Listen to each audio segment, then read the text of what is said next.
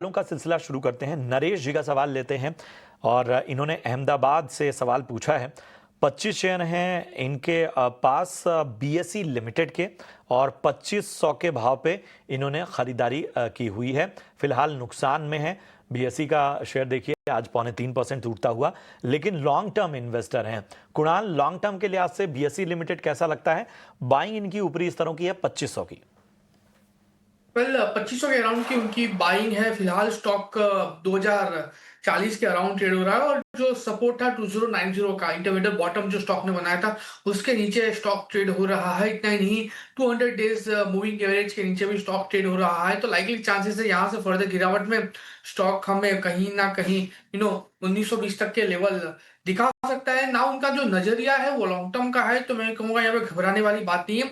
अगर 1900 का लेवल आता है तो वहां पे हम एवरेज करके चलेंगे, क्योंकि अच्छा खासा सपोर्ट वहां पे हमें देखने को मिल सकता है स्टॉक में, और वहां से वापस स्टॉक ऊपरी लेवल पे 2500 तक के लेवल दिखा सकता है। सो व्यू पॉजिटिव साइड का ये एग्जिस्टिंग पोजीशन को होल्ड करके चलने की सलाह है।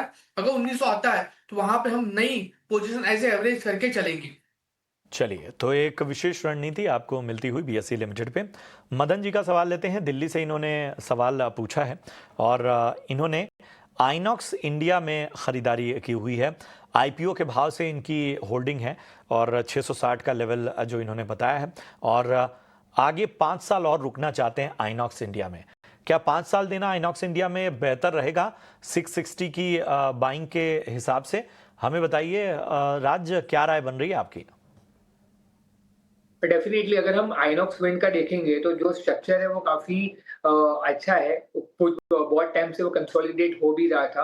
और अगर हम अगर हम टेक अवेज की अगर बारे में बात करते हैं कि कंपनी ने कैसे परफॉर्म किया था लास्ट क्वार्टर में, तो तकरीबन उन्होंने जो मैनेजमेंट है उन्होंने अपने कॉन कॉल में उन्होंने अपने जो मार्जिन के गाइडेंस है वो भी काफी बढ़ा दिए थे। सो जो पहले के जो उनके गाइडेंस है 17 to 18% उनको अप करके 18 to 19% अभी उन्होंने कर दिया है। उनकी ऑर्डर बुक भी काफ़ी बेहतरीन है, 3.1 टू 3.2 गीगावाट के आसपास ट्रेड कर रहे हैं।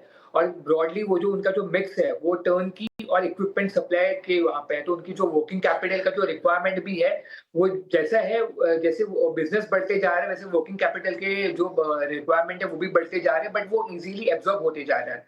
तो वो एक काफ़ी पॉज़िटिव है, जो पॉलिसीज़ भी आ रही है वो काफ़ी पॉज़िटिव है। वो स्टॉक को और अपसाइड पोटेंशियल के लिए उनको एक एक बूस्ट दे रहे हैं। और अगर हम नंबर्स की बात करें तो नंबर्स भी काफ़ी शानदार थे। टॉप लाइन, बॉटम लाइन, अगर हम मार्जिन्स की बात करें तो सब जगह पे उन्होंने डबल डिजिट का ग्रोथ किया था।